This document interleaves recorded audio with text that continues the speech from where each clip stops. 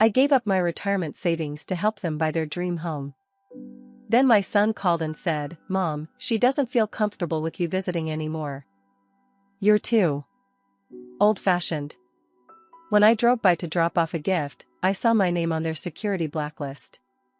What I did next changed everything. Hi, I'm Margaret. I'm 64 and I live in Kent, Washington. I've never written anything like this before, but I need to get this story out of me. Maybe someone out there will understand. Or maybe it's just for me, so I don't lose my mind.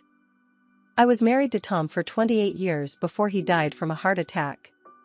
He collapsed one night after dinner while watching the news. I called 911, did CPR, but it was too late.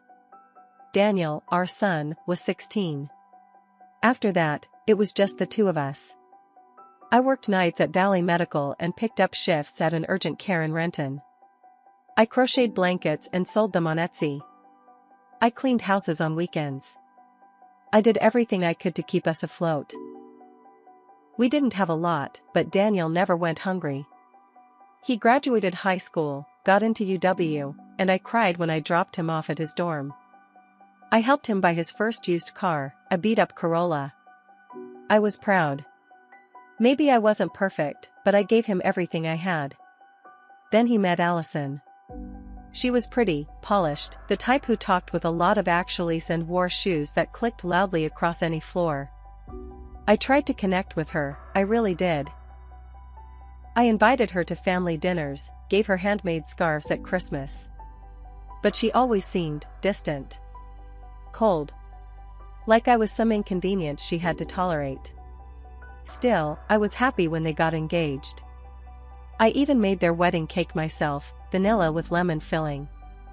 Allison said she wanted something rustic. I worked on it for a week. On their wedding day, she barely said thank you. Her mom did most of the talking. I brushed it off. They bought a house hunting guide and looked all over the Seattle suburbs. They finally found their dream home in Redmond. 4 bedrooms, 3 baths, hardwood floors, walk-in closet, lake view. I saw pictures. Allison sent me the Zillow link with no message, just the link. I clicked on it and smiled. It was beautiful. Then Daniel called. He said they didn't qualify for the loan without a bigger down payment. He sounded embarrassed, nervous. "Mom, we're short. Like, $120,000 short." That was my entire retirement fund. My savings. My emergency money. But I gave it to him. Not all at once, but in chunks. I signed off on my CDs, withdrew my IRA early. I paid the penalties. I told myself it was worth it. My son would have a stable life. I pictured Thanksgivings at their place, grandkids running through the halls, me sitting on the porch with a cup of tea. After they moved in, things changed. I didn't hear from Daniel as much. I'd call, and he'd answer maybe once a week. The calls got shorter. I asked if I could come over and see the house. "We're still settling in, Mom," he'd say. That settling in phase lasted 6 months. I offered to bring over dinner. "No, we're eating out tonight." I suggested Sunday lunch. Allison's got a yoga thing. I mailed them a hand-stitched welcome sign for their entryway. I never saw it in any pictures. Then Daniel called. It was a Tuesday. I was making soup. He sounded awkward. Like he didn't want to talk. "Mom, Allison's not really comfortable with you coming over right now." I didn't understand. I asked why. "She feels like you're too old-fashioned." I stood there holding a spoon over the pot. Confused. "She says you make her feel judged." I asked what I'd said. He hesitated. "You mentioned she feeds Jake too much takeout." That was once. I had just said, "Wow, another happy meal?" That was it. "You said our house was cold." I'd said the living room was white on white and kind of chilly. As a joke. I thought we were laughing. She doesn't want to feel uncomfortable in her own home, Mom. It's best if we just take some space. That's when I felt it. That numbness. Like the air got pulled out of the room. I said okay. I hung up. I didn't cry, not yet. I just sat down and stared at the wall for a long time. Weeks passed. Then I decided to make a gift for my grandson's birthday. He was turning 2. I made a soft yellow baby blanket with bears stitched in. It had his name, Jake, in one corner. It took me 3 weeks. I was proud of it. I didn't want to make trouble. I figured I'd just leave it on the porch and go. No visit. No talking. I drove to Redmond, parked on the curb, and walked toward the house. That's when I saw it. They had one of those high-end smart doorbells. With a screen. Facial recognition. I looked at it and saw something I still can't get out of my head. There was a list on the screen. A blacklist. Big red letters said, "Do not open, alert," then names underneath. And right there, the second one down, Margaret H. Me. I stared at it for maybe 10 seconds. My name. On their do not open list. Like I was a problem. Like I was dangerous. I put the gift bag down on the porch and walked back to my car. I didn't sleep that night. I laid in bed thinking about every diaper I changed, every dollar I saved, every time I said no to something I wanted so Daniel could have more. I'd given them everything. They gave me nothing. So I decided to do something about it. The next morning, I called a lawyer. The lawyer's name was Denise Ralston. She had a small office in Tacoma, nothing fancy, but she was sharp. I'd met her years ago through a church friend who used her for a probate issue. I still had her card in a drawer with old receipts and expired coupons.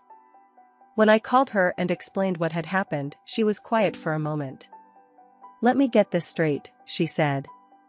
"You gave them $120,000, your own money, for the down payment, and there's no contract?"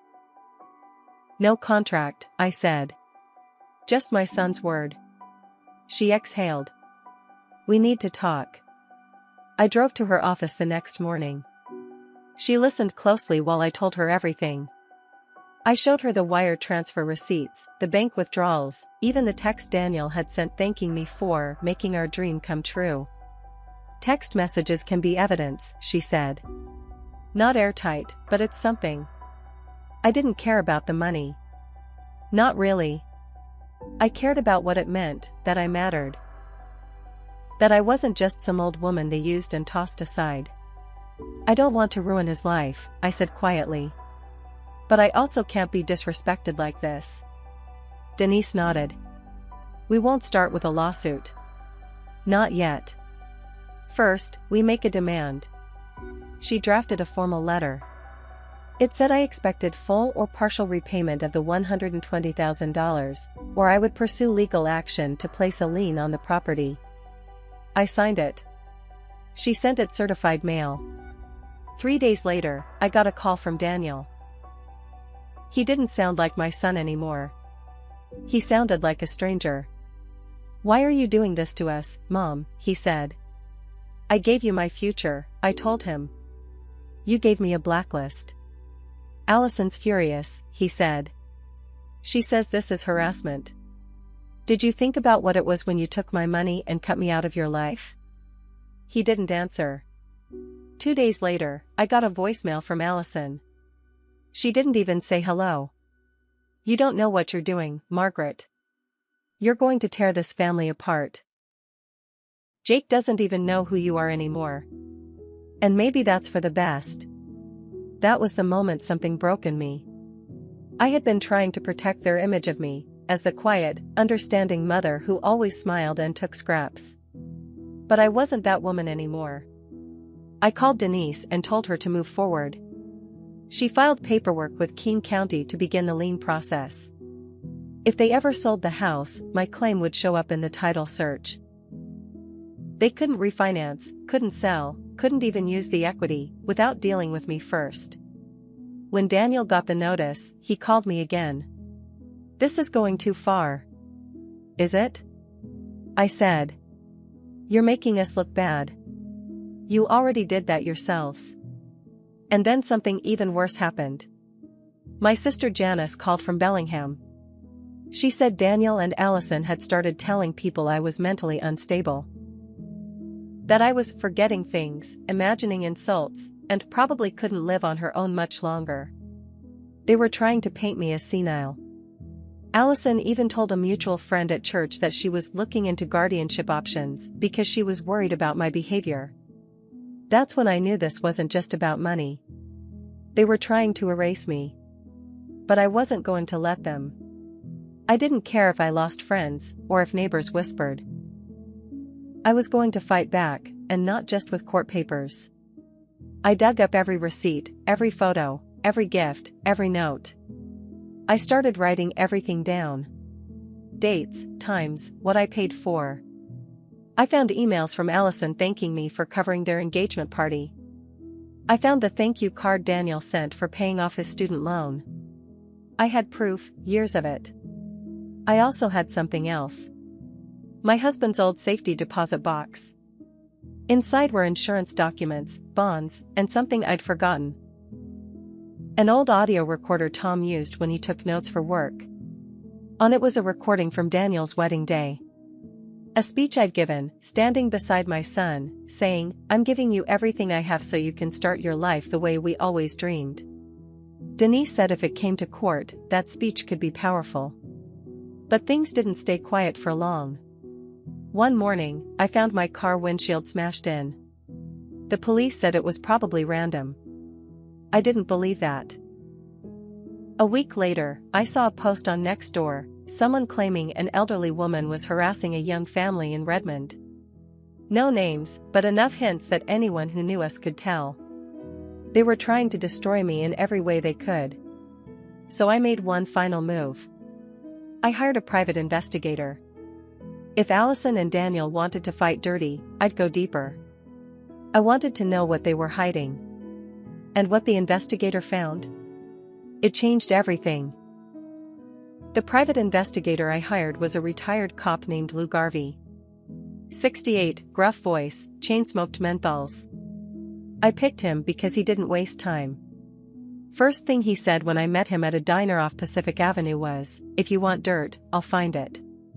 But don't ask questions if you don't want answers." I told him everything. About the money. The blacklist. The smear campaign. And I told him I had a gut feeling that Allison wasn't just manipulative. She was hiding something. He nodded, took a sip of his coffee, and said, "Give me 2 weeks." It only took him 6 days. He showed up at my place with a thick manila folder and a grim face. "Allison's not who she says she is," he said, sliding the folder across my kitchen table. "And your son? He's either blind or doesn't care." The first thing I saw was a stack of bank statements. Allison had multiple credit cards Daniel didn't know about.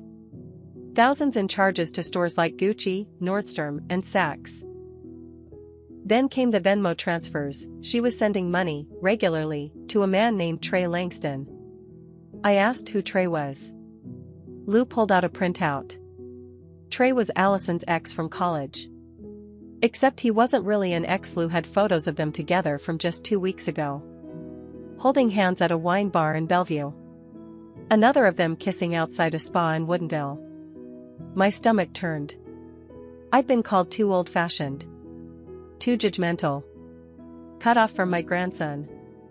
And this woman. This woman I gave my life savings to, was cheating on my son while draining him dry. But that wasn't all. Lou had also dug up records showing that the house, the Redmond house, wasn't just in Daniel's name. When they filed the paperwork, Allison had insisted it be listed under a private family trust her mother helped set up. Meaning if Daniel divorced her, she'd still have a legal claim to the property. It was airtight. She'd planned everything. From the start. She used Daniel to get the house, used me to fund it, and built a wall around it that protected her even if the whole thing blew up. I felt sick. I felt rage. But mostly, I felt numb. I asked Lou, "Can I use this in court?" He nodded. "Every bit of it." But I didn't go to court. Not yet. I did something else. I called Daniel. He didn't answer, so I left a message. "I have proof Allison's cheating on you. I have bank records, photos, and copies of documents you never signed. If you want to see them, come to my house." Alone. He showed up the next day. His face looked pale. Angry. Defensive. "You're spying on us now," he barked as soon as he walked in. I didn't say anything. I just handed him the folder. He flipped through it fast at first, then slower.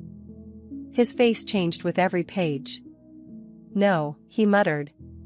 "No, this can't be." He stopped on one photo, the one of Trey and Allison outside the spa. Her hands on his chest. Smiling. He sat down hard. I poured him water. He didn't touch it. "She told me I was paranoid," he said. "Said I was lucky to have her." "Daniel," I said quietly, "she used both of us." He didn't respond right away. Then he looked up. "I need time," he said.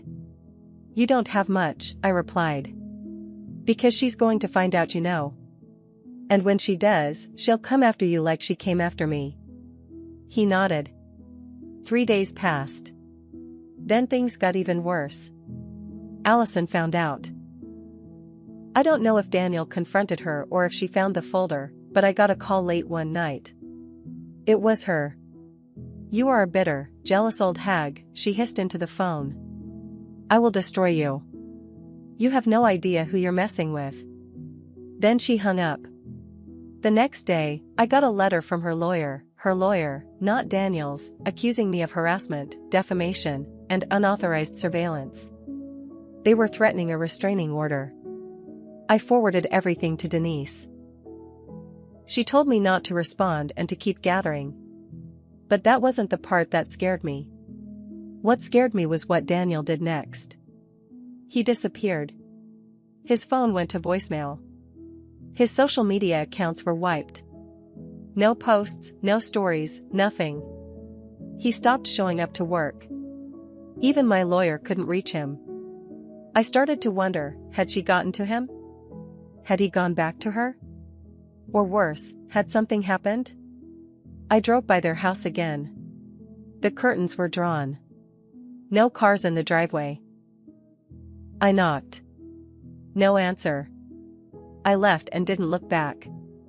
Then a week later, I got a text. Blocked number. One line, "I'm safe. Working on it. Don't trust anyone." That was it. No name. But I knew it was Daniel. What was he working on? And what was he about to uncover? The text from Daniel haunted me for days. "I'm safe. Working on it. Don't trust anyone." That's all he wrote. I didn't respond. I couldn't. The number was blocked, and every time I tried to call back, it failed. I waited. I didn't sleep much. I didn't eat right. I didn't know if he was with her or hiding from her.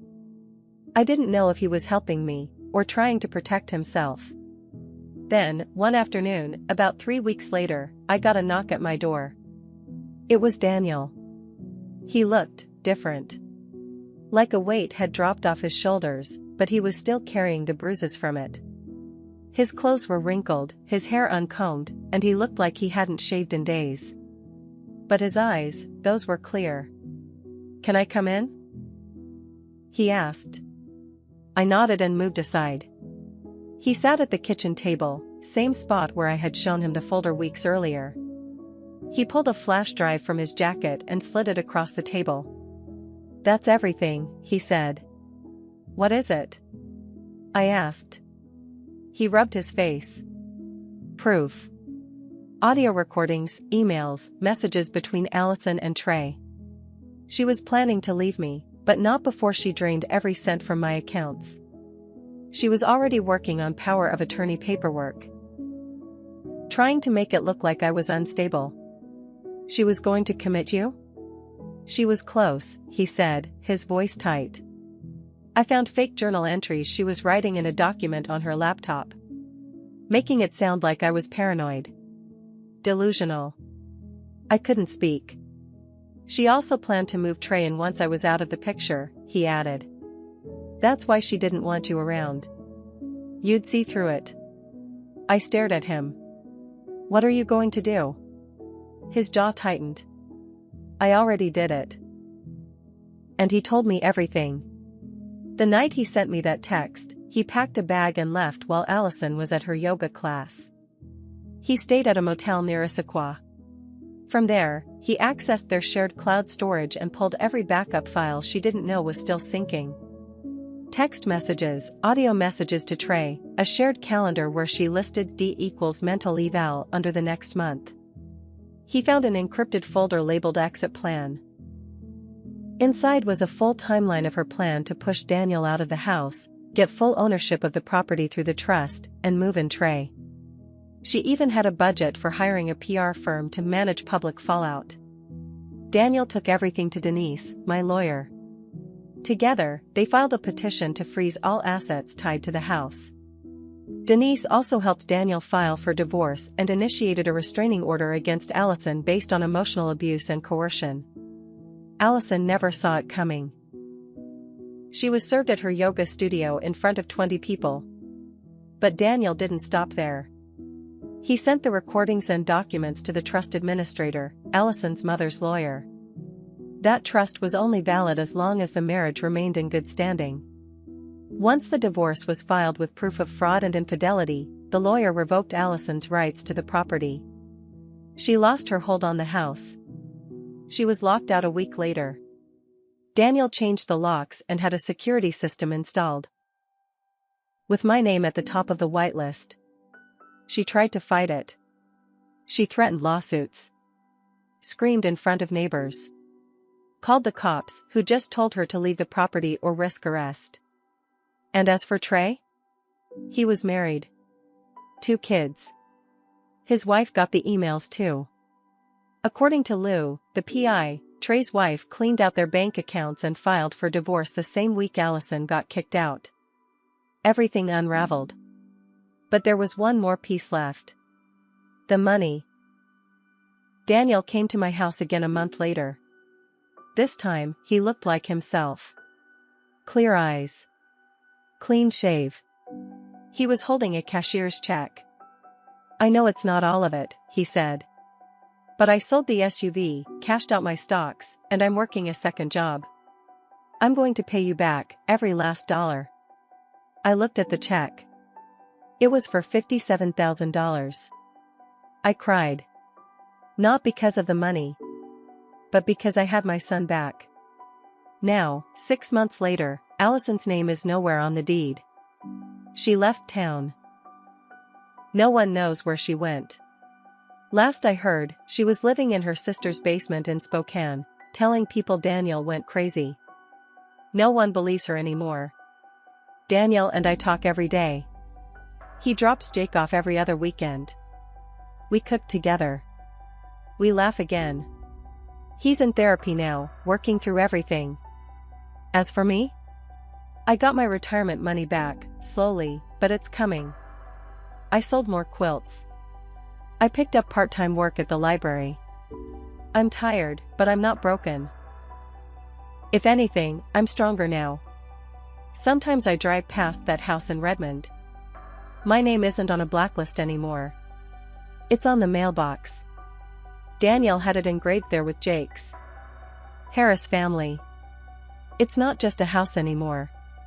It's mine too. And no one will ever take that from me again.